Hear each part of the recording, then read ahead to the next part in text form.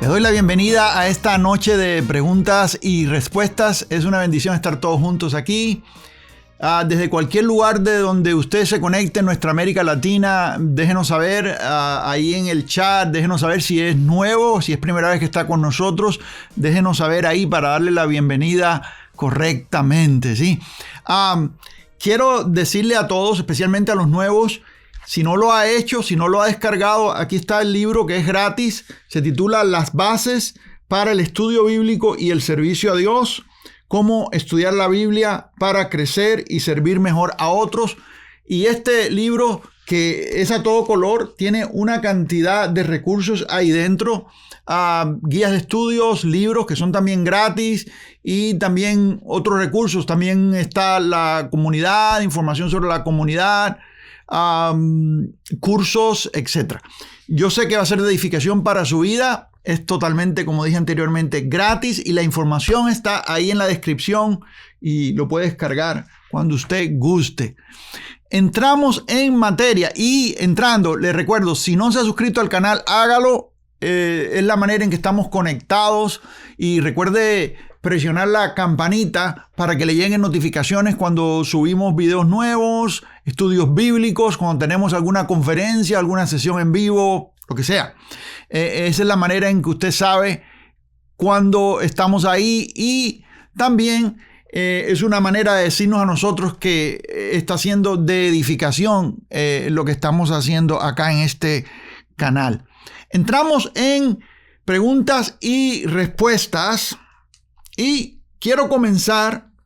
De hecho, si usted tiene alguna pregunta en esta hora, hágala ahí en el chat o en los comentarios. Y si se cerró esta sesión y usted está viendo esta programación ya grabada, puede hacerla ahí en los comentarios y nosotros vamos a estar al tanto para ahí personalmente responder a sus preguntas.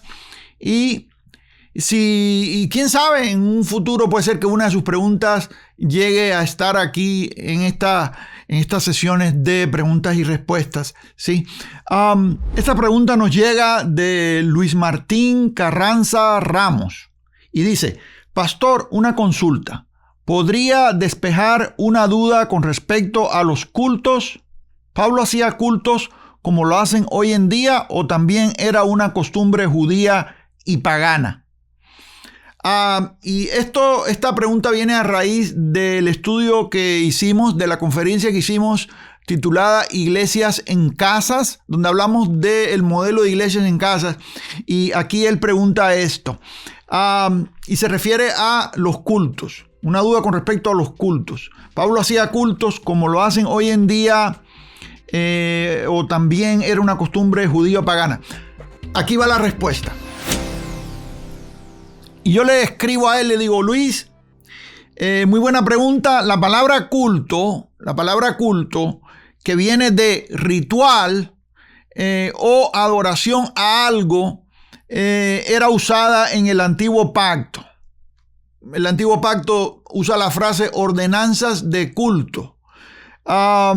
Si usted viene conmigo a Hebreos capítulo 9, verso 1, dice: ahora bien, en el primer pacto, dice, aún el primer pacto, dice, tenía ordenanzas de culto y un santuario terrenal. Note que Hebreos menciona directamente ahí al primer pacto, refiriéndose al pacto mayor de la ley. Hay dos pactos mayores: el pacto de la ley, pacto de la gracia de Dios. Y en la ley, que era un pacto lleno de rituales y ceremonias, se usaba este tipo de terminología. Y aquí dice ordenanzas de culto, en otras palabras, ordenanzas de ceremonia o ordenanzas de ritual. Dice Hebreos 9:6: y así dispuestas estas cosas, en la primera parte del tabernáculo entran los sacerdotes continuamente para cumplir los oficios del culto. Quiere decir que la ceremonia que se realizaba bajo el antiguo pacto era llamada culto, ¿sí? En el contexto de la ley, la palabra culto tiene que ver con rituales, como dije anteriormente, y ceremonias. La pregunta es si en el nuevo pacto todavía se sigue haciendo de la misma manera. Permanece la palabra culto en el nuevo pacto. Usted oye a las iglesias que anuncian, inclusive a veces usted ve en la pared de alguna iglesia por fuera en el letrero el culto del miércoles, el culto de oración o el culto del viernes en la tarde. Le ponen, se sigue usando la palabra culto. La pregunta aquí es si esta palabra está vigente hoy en día. Si seguimos haciendo cultos, pero más allá, si la manera en que hacemos los cultos, lo que hacemos dentro de los cultos, si se llamaran cultos, es una derivación del judaísmo o son costumbres paganas, lo que nosotros practicamos dentro de esto. Bueno, ya vimos que en la ley se usaba la palabra culto, ¿sí? En el nuevo pacto, el único culto que tenemos los creyentes es el culto racional. Y eso está en Romanos capítulo 12, verso 1, hablando de la renovación del entendimiento. Y dice el texto, Romanos 12, 1. Así que, hermanos, os ruego por las misericordias de Dios que presentéis vuestros cuerpos en sacrificio vivo, santo, agradable a Dios, que es vuestro culto racional. Culto racional quiere decir con la mente. En otras palabras, en el nuevo pacto no estamos bajo ceremonias de culto, refiriéndonos al culto antiguo, no estamos bajo las ceremonias de la ley, no estamos bajo rituales. Nuestros servicios no son servicios de rituales, aunque usted lo ve en la religión organizada, pero eso no es realmente bíblico. En el nuevo pacto, la Biblia nos dice a nosotros que nuestro culto es racional, es con la mente. Y el verso 2 de ese capítulo dice, no os conforméis a este siglo, sino transformaos por medio de la renovación de vuestro entendimiento para que comprobéis cuál sea la buena voluntad de Dios, agradable y perfecta. En otras palabras, nuestra devoción a Dios en este nuevo pacto se demuestra por medio de la renovación de nuestro entendimiento. Esa es la manera en que nosotros crecemos en el Señor. Y esto es algo que no podía suceder en el antiguo pacto. Ese crecimiento espiritual no existía porque los que estaban sujetos al culto antiguo simplemente participaban de ceremonias y rituales que eran mecanismos, a veces eran rutinas, y no en el estudio profundo de la voluntad de Dios revelada, como lo que tenemos nosotros hoy en día en el nuevo pacto, donde los misterios de Dios han sido explicados, de manera que nosotros podemos renovar nuestro entendimiento y crecer, ¿sí? Muchas cosas que se hacen hoy en la iglesia, en realidad, muchas de las cosas que usted ve hoy en la iglesia, muchas de las prácticas que usted ve hoy en la iglesia en realidad vienen de la religión, vienen del catolicismo, como la observación del calendario litúrgico, el orden del servicio o la misa, en este caso se pudiera decir, porque en ocasiones es como una misa, y usted ve que son rituales, ceremonias religiosas que derivan de ahí. ¿Y de dónde lo sacó el catolicismo? Bueno, muchas de esas cosas las sacó del culto antiguo, del judaísmo, inclusive algunos rituales que tienen que ver con el incienso y cosas así, aunque le hicieron cambios, le hicieron modificaciones, pero vemos ese tipo de ritual dentro de las congregaciones, ¿sí?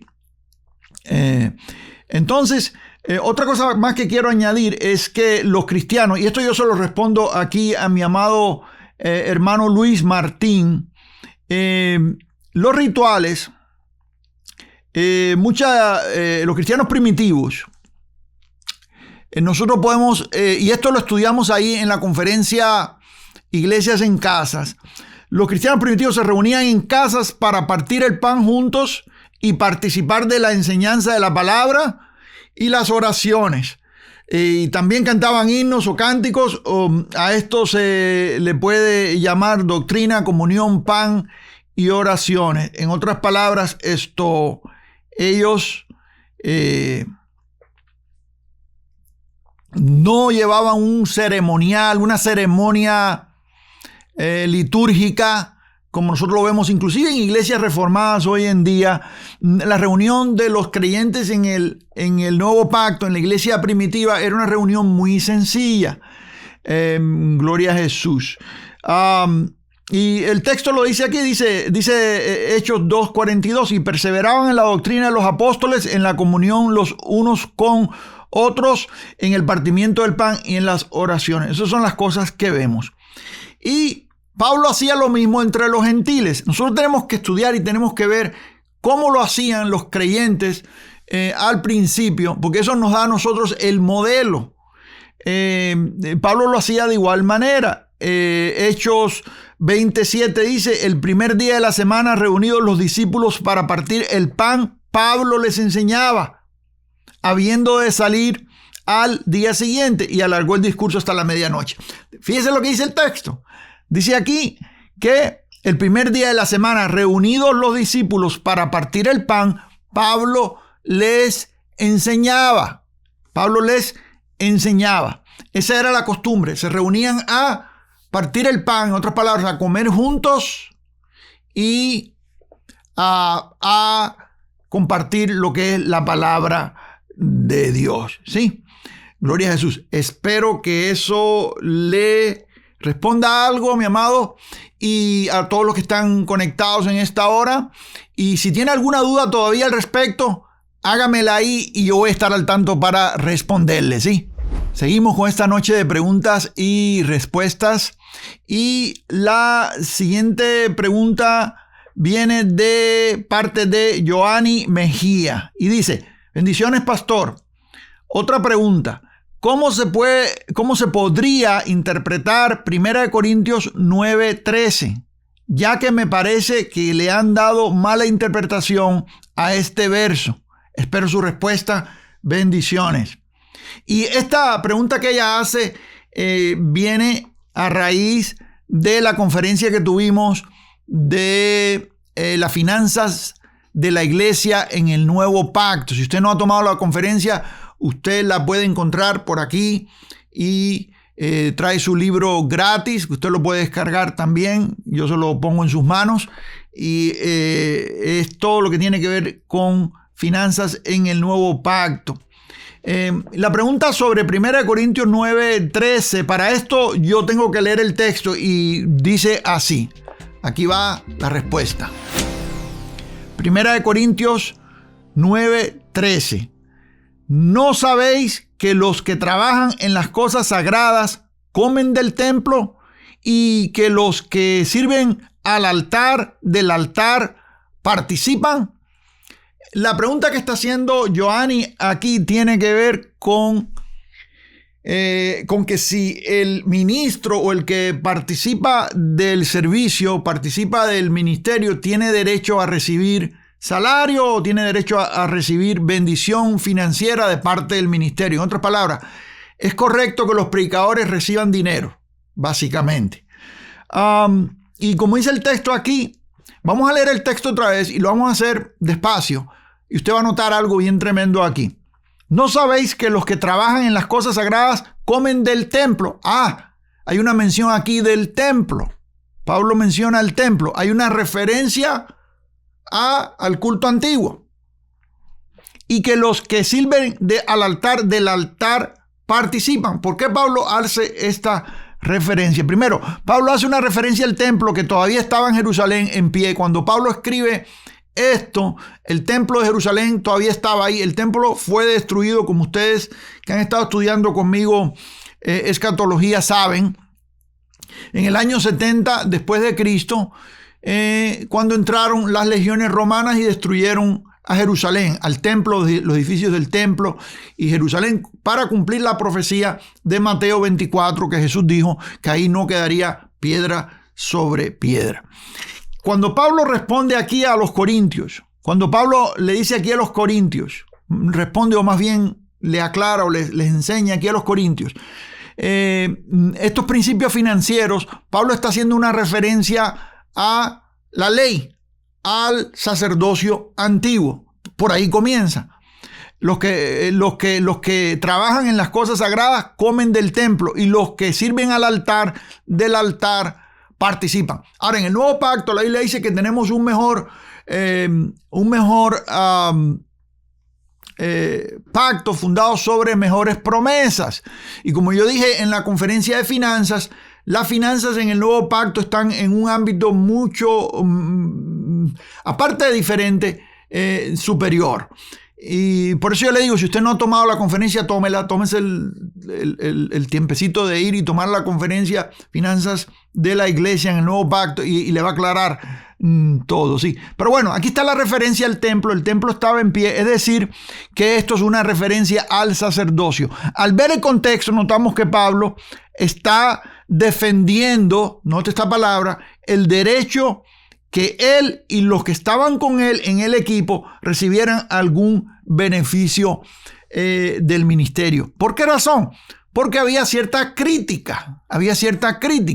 Y los otros apóstoles, especialmente los apóstoles de Jerusalén, ellos recibían beneficios y vivían del ministerio. Y Pablo dice, hey, nosotros no tenemos el mismo derecho. Aunque hay algo muy tremendo aquí sobre esto, porque el mismo Pablo que dice tener el derecho también enseña que no usa ese derecho.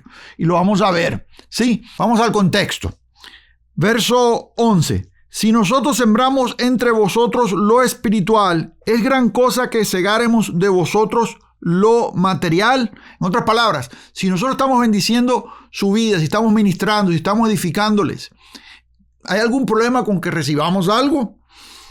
Dice verso 12, si otros participan de este derecho sobre vosotros, ¿cuánto más nosotros? En otras palabras, tenemos el mismo derecho que ellos. Pero, y esto es importante, pero no hemos usado de este derecho, sino que lo soportamos todo. Y aquí dice, ¿para qué? Dice, por no poner ningún obstáculo al evangelio de Cristo. Fíjese lo que dice. Dice, podemos participar de este derecho, podemos hacerlo. Bíblicamente podemos recibir ofrendas del ministerio para nosotros los que predicamos, para nuestros gastos, para lo que sea. Pero claramente aquí dice Pablo, pero no hemos usado de este derecho, sino que lo soportamos todo por no poner ningún obstáculo al evangelio de Cristo. Y luego dice el verso 13, ¿no sabéis que los que trabajan en las cosas sagradas comen del templo y que los que sirven al altar del altar participan? Ahí está la referencia al altar, al templo, a la ley. Así también ordenó el Señor a los que anuncian el evangelio que vivan del evangelio. Esto es una orden. Dice, ordenó el Señor. Dice, ordenó el Señor a los que anuncian el evangelio que vivan del evangelio. Pero yo de nada de esto me he aprovechado, ni tampoco he escrito esto para que se haga así conmigo, porque prefiero morir antes que nadie desvanezca esta gloria mía. Pablo está diciendo, ¿sabe qué? Me es derecho, es un derecho, lo puedo hacer, es bíblico, lo hacen los otros, ¿por qué no lo puedo hacer? ¿Por qué no lo podemos hacer nosotros? Pero no lo hago. En otras palabras, Pablo está diciendo, y esto es importante, que Pablo, aunque tenía el derecho, dice no haberlo usado. ¿Sí? No hemos usado. Dice, pero no hemos usado este derecho, sino que lo soportamos todo. Dice, por no poner ningún obstáculo al evangelio de Cristo. Yo le he hablado a usted, amados, y lo hablo ahí en la conferencia, y lo menciono en la conferencia de finanzas de Nuevo Pacto. Nosotros en los festivales en Latinoamérica no recogemos ofrendas. Nosotros en los festivales en Latinoamérica no vendemos nada en el festival. La entrada a los conciertos, todo lo que se hace es gratis, los servicios son gratis. Y una de las razones por las cuales no levantamos ofrenda en los festivales, en los eventos, ni en la radio, ni en ninguna plataforma pública, y usted lo sabe, usted no me ha visto pedir dinero en las redes sociales, usted no me ha visto pedir dinero acá en este canal. ¿Por qué lo hacemos, hermanos? ¿Por qué lo hacemos? ¿Por qué? Para no poner ningún obstáculo al evangelio de Cristo. ¿Pudiéramos hacerlo? Bíblicamente, sí. ¿Pudiera pedir y levantar ofrenda? Sí, pero no lo hacemos. Usted dice, hermano, ¿y cómo lo hacen ustedes para mantener el ministerio y para cubrir los gastos? Bueno, esa es la ciencia que yo enseño ahí en la conferencia Finanzas en el nuevo pacto, finanzas de la iglesia en el nuevo pacto. Como le dije anteriormente, ahí está, se las recomiendo. Yo sé que va a ser de edificación para su vida, ¿sí? Pablo prefería trabajar con sus manos, por lo menos en ese momento en que escribe Corintios.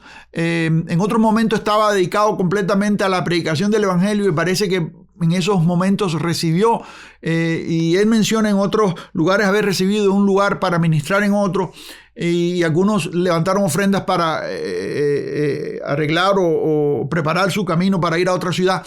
Vemos ese tipo de cosas. Parece que el equipo sí recibía para algunos gastos cuando se estaba moviendo de un lugar a otro. Pablo en lo personal, para él en sí, no. Y él dice claramente ahí, esto no hemos usado el derecho, inclusive aquí habla en plural, está hablando del equipo de él, y especialmente con los corintios, que era una iglesia bastante problemática, hermanos.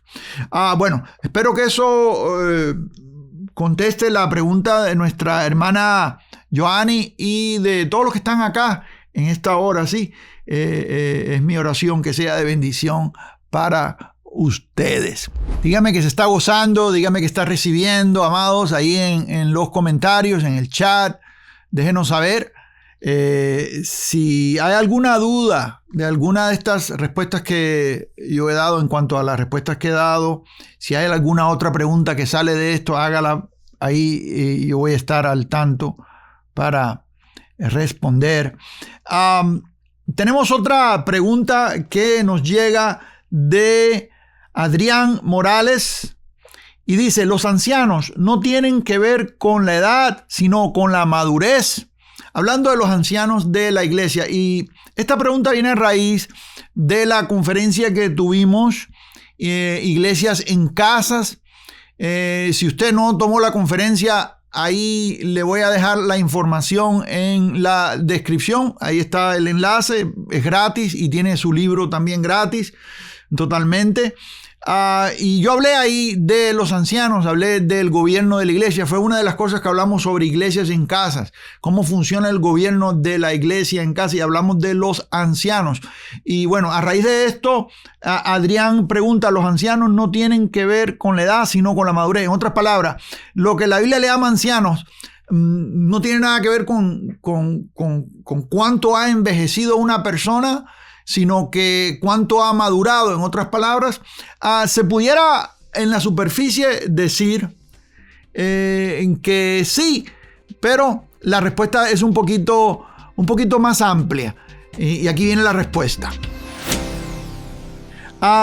Yo diría que las dos cosas. En el contexto de autoridad, Tito, y espéreme hasta el final para que usted haga conclusiones.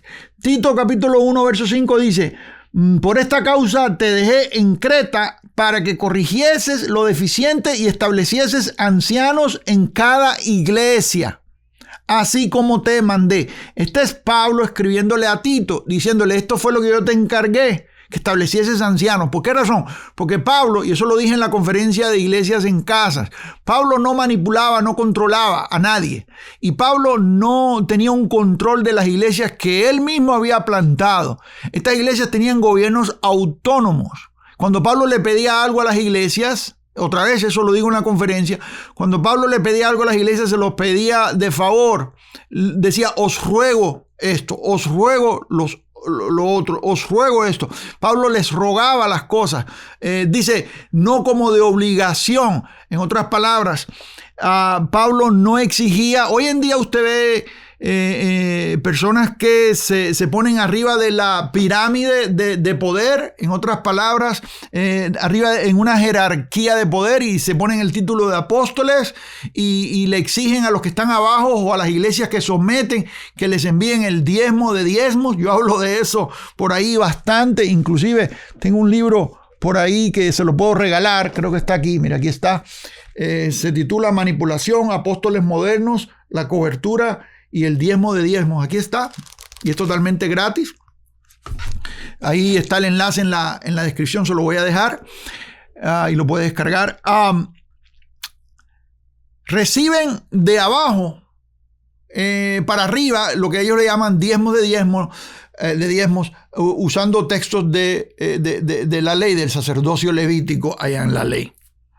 Cosas que caducaron, pero ellos lo siguen usando. Pablo no tenía ese modelo. Pablo tenía un modelo en el cual él servía desde abajo a las iglesias. Y este es el modelo que nosotros seguimos en el ministerio. Hay personas que a mí me han dicho, hermano, yo quiero estar bajo su cobertura. Yo le digo, eso no es posible, porque no puede ya estar más abajo. Porque nosotros creemos, esa es nuestra creencia aquí en el ministerio, de que nuestro trabajo es servir a las iglesias desde abajo. Amados, aún iglesias que hemos plantado en Latinoamérica, iglesias que han salido de los proyectos que hemos hecho en Latinoamérica, de las cruzadas de años, aún esas no están bajo mi cobertura. ¿Por qué razón, amados? Porque ese no es el modelo de Pablo. Servimos a las iglesias con material, con enseñanza, con apoyo, con consejería a los pastores, continuamente, porque hay pastores que continuamente están en contacto con nosotros. Entonces, vemos que el modelo paulino es un modelo donde él respeta la autonomía de las iglesias, aunque él las fundó. Y por eso se establecieron gobiernos de ancianos en las iglesias. De ahí viene. Ahora, la palabra ancianos, para responder la pregunta aquí de Adrián Morales, si anciano tiene que ver con la edad o es por la experiencia o por la madurez espiritual. A lo cual yo digo las dos cosas. Y le voy a explicar por qué. Casi siempre decimos, no, hermano, lo que importa es la madurez, porque hay personas que son jóvenes y tienen más madurez que algunos que son mayores de edad. Sí, tienen razón, en eso tienen razón. Sin embargo, voy a hablar de lo que dice el texto y le voy a hacer un comentario sobre eso. Regresando a Tito capítulo 1 verso 5, por esta causa te dejé en Creta para que corrigieses lo deficiente y establecieses ancianos en cada ciudad, así como yo te mandé. La palabra ancianos aquí en el griego es presbúteros, y de ahí viene la palabra presbítero. Y algunas organizaciones, algunas denominaciones tienen el estilo de gobierno, y eso yo lo hablo en Eclesiología, la doctrina de la iglesia, ahí en Teología Sistemática para Latinoamérica. Ahí hablo en el curso y en el libro, hablo de los diferentes tipos de gobiernos en las iglesias, especialmente los 3 gobiernos principales. Y uno de esos gobiernos es el gobierno presbiteriano, o el gobierno de presbiterio. Y usted conoce a los presbiterianos como denominación, pero el gobierno se extiende mucho más allá. Usted se puede dar cuenta, por ejemplo, en las asambleas de Dios, que existe ese tipo de gobierno, que hay un presbítero, alguien que está por encima. Pero no es exactamente, en estas iglesias hoy en día, en estas denominaciones, no es exactamente como se manejaba en la iglesia del primer siglo. ¿Por qué razón? Porque hoy en día estas iglesias que tienen un presbiterio y un presbítero, de todas formas tienen un gobierno en conjunto donde hay varias voces, donde hay una directiva, aquí se le dice en Estados Unidos Board of Directors, una mesa directiva donde hay votos y hay decisiones que se hacen juntas. Y aún en las iglesias que tienen gobiernos de presbiterio, a veces usted ve algo de gobierno congregacional, porque usted ve que yo recuerdo iglesias donde yo he visitado, donde tienen una votación, donde la congregación hace una votación para retener al pastor. A veces hacen una votación cada 2 años, a veces cada 4 años, depende si quieren que esa persona los siga pastoreando. Y eso, hay algo de congregacionalismo en esto. Sin embargo, usted se da cuenta que estas iglesias están bajo un presbiterio. Ahora, en ese caso, y de ahí viene la palabra que ellos usan. Sin embargo, si usted se da cuenta de lo que quiere decir esta palabra, la definición específica de anciano sería miembro, viene del Sanedrín, miembro del Sanedrín israelita, también figuradamente miembro del concilio celestial o presbítero cristiano. Y esta viene de la concordancia Strong. De ahí viene. Entonces, ¿por qué me meto en el griego y por qué menciono esta palabra? Porque esto es muy interesante. Porque la pregunta que me está haciendo acá mi hermano Adrián tiene que ver con edad. Ahora, aquí no menciona edad, pero si usted se da cuenta, en cuanto a edad, todos sabemos que la madurez viene con los años. ¿Cuántos saben eso? Dice, hermano, pero ¿dónde está eso en la Biblia? Ahorita voy para el texto, pero le quiero comentar. ¿Cuántos saben que hay cosas que uno aprende con los años? Yo hay cosas que hoy en día hago que no hubiera hecho hace 25 o 30 años atrás en el ministerio, 40 años atrás. Hay cosas que, hay gente que me ha hecho preguntas de cosas y yo le digo, si me lo hubieras preguntado hace 30, 40 años atrás, yo tenía la respuesta. Porque cuando uno es joven, a veces uno piensa que tiene respuesta para todo. Y ahora que me pregunta 40 años después, le digo, no sé qué decirte. Porque uno aprende a veces con los años uno va aprendiendo. Y eso es importante porque madurez viene con el tiempo. Es triste que a veces cuando tenemos madurez para tomar decisiones y cuando verdaderamente aprendemos a vivir ya estamos viejos. Pero así es la vida. Lo bueno es que tenemos una esperanza futura. Cielos nuevos y tierra nueva donde vamos a habitar para siempre. Y ahí, bueno, vamos a darnos el gusto, ¿no?, de disfrutar por mucho tiempo. Aquí en esta tierra, bueno, cuando empiezas a aprender a hacer las cosas verdaderamente ya te va quedando poco tiempo, ¿no? Pero sí, todos estamos de acuerdo, yo no creo que usted tenga problemas con eso. Todos estamos de acuerdo que con los años viene la experiencia. ¿Cuántos pueden decir amén? Con los años viene la experiencia. Sí, hay excepciones, hay personas que con los años no aprenden, pero por lo regular, con los años viene la experiencia. Ahora, vamos a lo que dice Pedro. Dice 1 de Pedro, capítulo 5, verso 5. Igualmente, jóvenes, estad sujetos a los ancianos. Aquí está hablando ahora de edad. Jóvenes, estad sujetos a los ancianos y todos sumisos unos a otros, revestidos de humildad, porque Dios resiste a los soberbios y da gracia a los humildes. Eso es 1 de Pedro, capítulo 5, verso 5. Vamos otra vez al texto. Igualmente, jóvenes, está viendo aquí una diferencia entre jóvenes y viejos. Otra vez, dice, igualmente, jóvenes, está sujeto a los ancianos. Quiere decir que los jóvenes se sujetan. Jóvenes son jóvenes de edad. ¿Sí? ¿A cuáles ancianos se van a sujetar? ¿Ancianos de edad o a los ancianos de la iglesia? Bueno, si usted se da cuenta, la palabra ancianos aquí en 1 de Pedro es la misma palabra que Pablo usa en Tito capítulo 1, verso 5, que es presbíteros o presbuteros. Presbuteros en el griego, que quiere decir exactamente uno que se sienta en un concilio y tiene autoridad. En otras palabras, jóvenes, sométanse a los ancianos. Jóvenes de edad, sométanse a los ancianos de edad, en este caso, que también son ancianos en lo que es autoridad bíblica. En otras palabras, han sido puestos por ancianos dentro de la congregación.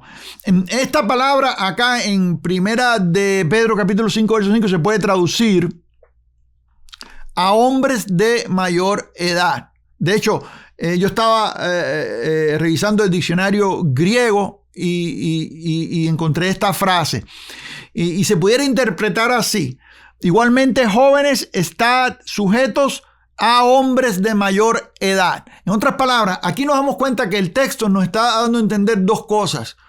Una, ancianos que son ancianos por edad, y otra, ancianos que son ancianos porque han sido puestos por líderes, por gobierno en la iglesia del Señor. Jóvenes, sométanse a los que son más viejos y que tienen autoridad de gobierno. En otras palabras, entonces la pregunta, la respuesta para mi hermano Adrián sería, cuando él me pregunta si tiene que ver con edad o con madurez, yo le diría las dos cosas.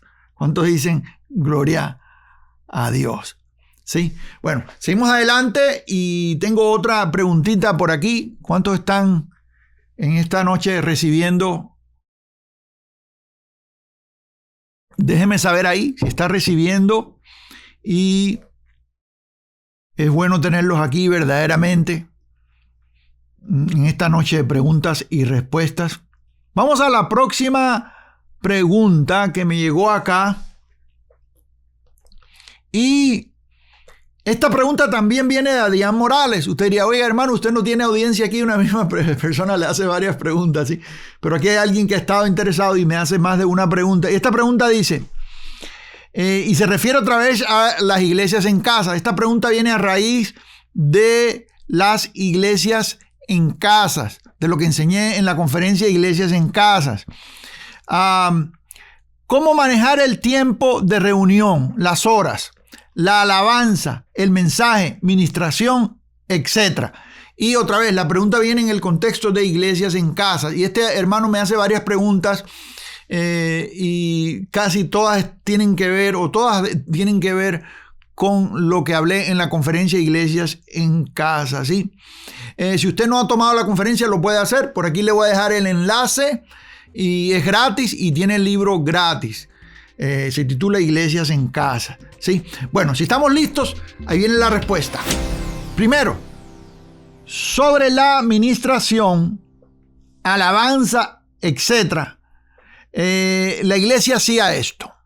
Y se lo voy a dar en 4 partes. Primero, doctrina. Segundo, comunión. Tercero, comer juntos. 4, oraciones. Y ya tuvimos en la sesión de preguntas y respuestas una pregunta parecida sobre lo que sucede dentro del servicio de la iglesia. Cómo se debe realizar lo que se hace dentro de la congregación. Bueno, esto es lo que hacía la iglesia primitiva. Ellos, número 1, tenían doctrina. Número 2, tenían comunión. Número 3, comían juntos, partían el pan juntos. Y número 4, oraciones. Son estas 4 cosas que hacía la iglesia primitiva. Pero hacían algo más. Y ahorita se lo voy a decir. Pero vamos al texto primero. Hechos capítulo 2, verso 42 dice: y perseveraban en la doctrina de los apóstoles, en la comunión unos con otros, en el partimiento del pan y en las oraciones. Ahí dice claramente las 4 cosas, estas esenciales, dije esenciales, las 4 cosas esenciales que hacían los creyentes en la iglesia del primer siglo. Sí, perseveraban en la doctrina de los apóstoles. Esa es la enseñanza de la palabra de Dios. Doctrina es enseñanza. Eso es lo que quiere decir doctrina. Es la enseñanza de la palabra de Dios. Ellos perseveraban en la enseñanza de la palabra. Sí, número 2, dice la palabra de Dios que en la comunión unos con otros. Tenían un tiempo de comunión. Ellos se reunían, tenían doctrina, enseñanza, tenían compañerismo, tenían comunión unos con otros. Eso alimenta a la iglesia. ¿Usted sabía eso, amados? Las personas a veces no se quieren congregar y Pablo dice: no os dejéis de congregar como algunos tienen por costumbre. Esto no es una ley, no es un mandato agresivo, no te está condenando ni nada de eso, pero te está diciendo que tiene beneficio.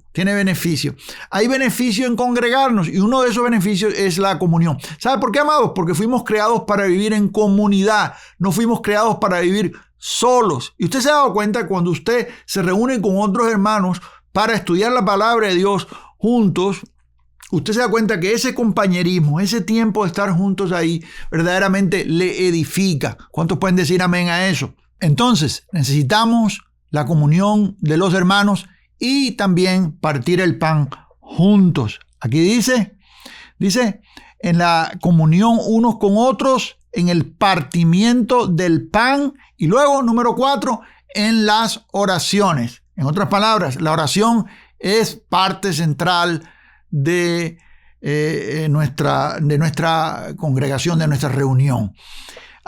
Y también vemos la costumbre de cantar himnos en la iglesia del Nuevo Testamento, y eso lo vemos, por ejemplo, en Colosenses capítulo 3, verso 16. Dice: la palabra de Cristo more en abundancia en vosotros, enseñándoos y exhortándoos unos a otros en toda sabiduría, cantando con gracia en vuestros corazones al Señor, con salmos e himnos y cánticos espirituales. Dice salmos, himnos y cánticos espirituales.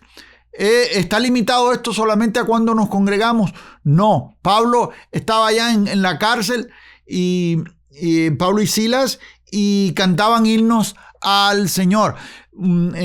Ahí en la prisión. Usted puede tener un canto en sus labios todo el tiempo. A lo que hoy en día le llamamos alabanza. En la iglesia contemporánea, que la gente se reúne y le llaman alabanza a la música rápida y le llaman adoración a la música despacio. En realidad, teológicamente, eso no es muy correcto. nosotros tenemos una alabanza en nuestros labios todo el tiempo. Estamos magnificando a Dios, estamos alabándolo todo el tiempo. Eso es un modo de vida. Nosotros no tenemos que esperar a que venga la música para alabar al Señor. Usted puede alabar al Señor sin música. ¿Me está viendo acá? Usted puede alabar al Señor cuando tú levantas un salmo, cuando tú levantas tu voz y le dices, gracias Dios por esto y por lo otro, tú eres grande, te alabo. Y adoración es un modo de vida también. Nosotros adoramos a Dios por medio de lo que hacemos, por medio de nuestra vida, por medio de nuestro trabajo, por medio de nuestro oficio, por medio de nuestra conducta. Eso es adoración a Dios. Entonces, la manera en que nosotros vemos el servicio en la iglesia moderna es posiblemente es un poco, yo diría bastante diferente a lo que nosotros vemos acá en la iglesia primitiva. Verdaderamente, hoy en día usted ve cosas que uno medita y dice, bueno, ¿será esto bíblico o no será bíblico? Porque no veo ninguna referencia en la Biblia sobre eso. Usted sabe que en la iglesia se ha metido mucho artistaje y se ha metido mucho show, mucha farándula, mucho circo y cosas que verdaderamente no aparecen en el libro, ¿sí? Espero que esto sea de edificación a Adrián y a los que están conectados con nosotros en esta hora. Amados, si ustedes están siendo edificados por esta sesión de preguntas y respuestas, déjenme saber ahí en los comentarios. Y si usted tiene alguna pregunta sobre algo bíblico, sea de teología, sea de liderazgo, sea de vida cristiana, déjeme saber ahí en los comentarios y yo voy a estar respondiéndole, y es posible que su pregunta sea tratada en uno de estos programas para que pueda edificar a otros, ¿sí? Aquí le voy a dejar un video que yo sé que va a ser de edificación para su vida, y si no se ha suscrito al canal, hágalo aquí. Bendigo su vida, seguimos adelante.